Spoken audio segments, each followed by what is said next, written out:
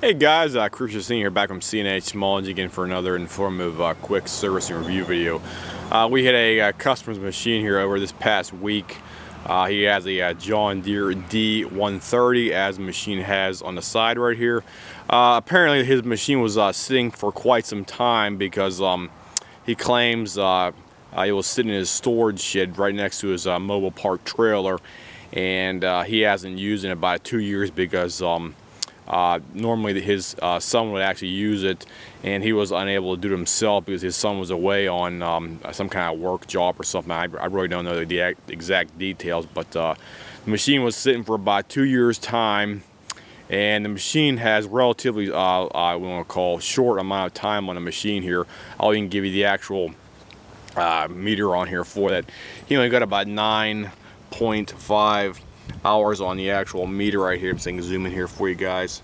There's a meter. It says 9.5 for the hour rating on it right now. So the guy used it in relatively a short amount of time, and this machine is still in excellent shape out here because of the age of it. Plus he actually kept it in a confined area, which was his small shed right next to his trailer.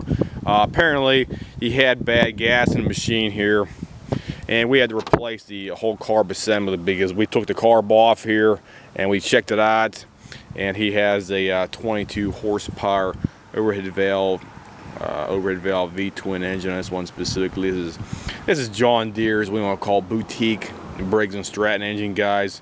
John Deere likes to have engines made to their specific specifications, if you want to call it that, and they want to be slightly different than like Sears, MTD, Cub Cadet, or stuff like that.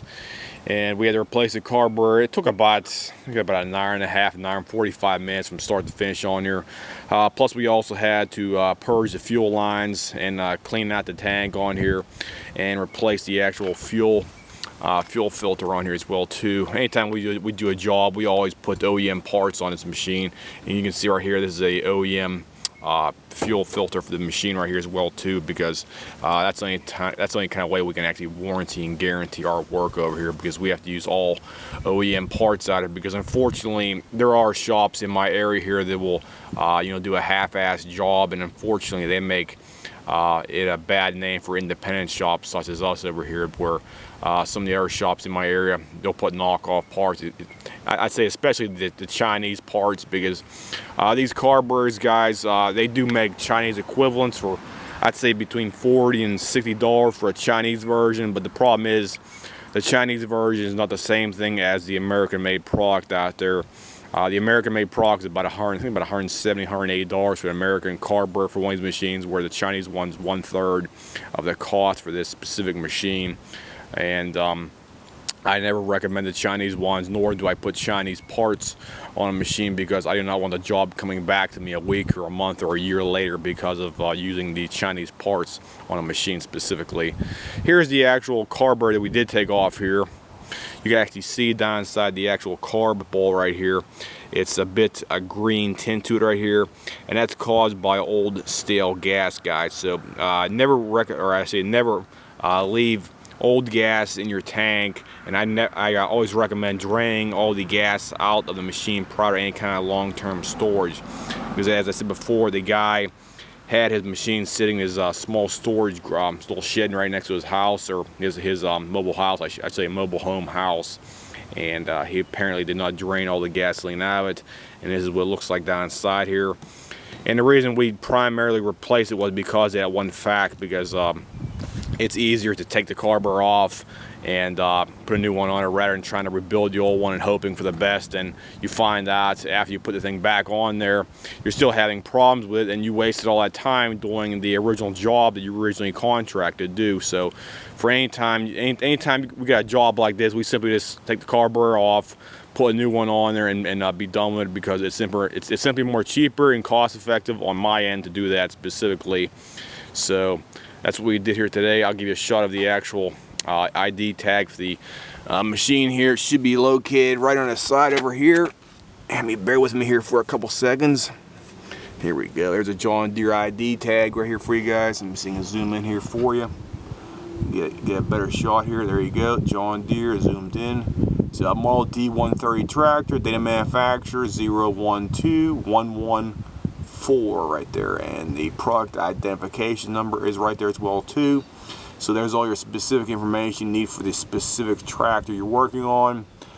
And I'll give you a shot of the actual engine model number as well too. This is the bigger overhead valve V-twin engine right here. Let me see, where's that? It's on the other side. Sorry about that. I gotta get on the other side here. Okay, here we go. Model number. Get a zoom in on here for you guys. Get the sun a little bit here. Okay, zoom in on me now. Okay, it's model number 44R677 with a type 0001G1, and the date code is 130611YG right there for that. So that's everything you need for the specific engine. It's a 22 horsepower overhead valve V-twin, and it's branded John Deere because John Deere loves to brand their machines as I want to call it exclusive engines on their machines. So I'll go ahead and get this thing fired up here for you guys. You can see it running around here. This thing has relatively low hours on it, as I said before, and it's nice and quiet, smooth, and all that good stuff. So bear with me here for a couple seconds here. Yeah, this is actually one of the nicest John Deeres we actually had over here in the past, about 7 or 8 years. So I'll go ahead and fire this thing up here for you guys. Turn it on here real quick. Here's a low speed. They gun it up here for you. There's high speed right there. There's choke. And it doesn't even smoke at all out here because the engine's probably hasn't even been broken in out here. It was only get up by 9. You can see zoom in on here again. 9.5 hours on the whole machine. Go ahead and run around here. Take the brake off. The brakes are located right here. Take the brake off.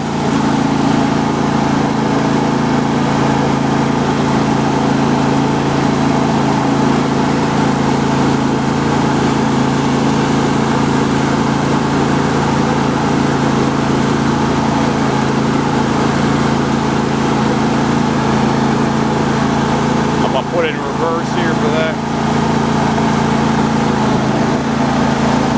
Reverse works perfectly fine. Forward works perfectly fine.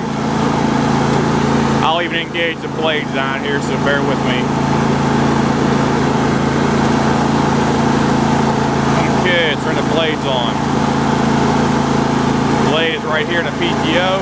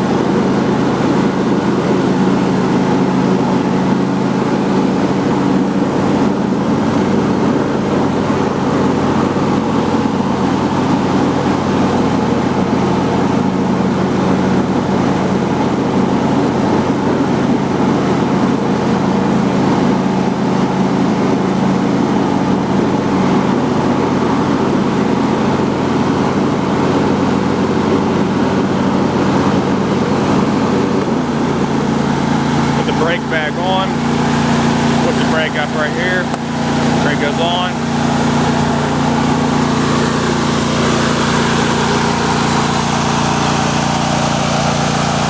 There's another side shot right there for you guys. I'll do a walk around for you.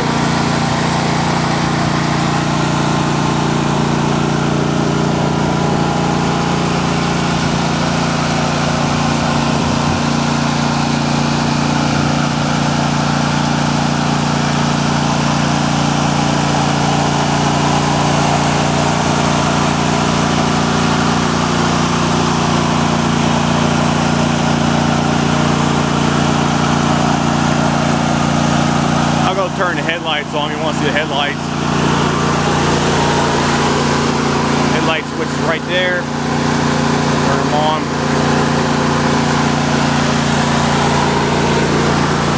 And the headlights function perfectly fine.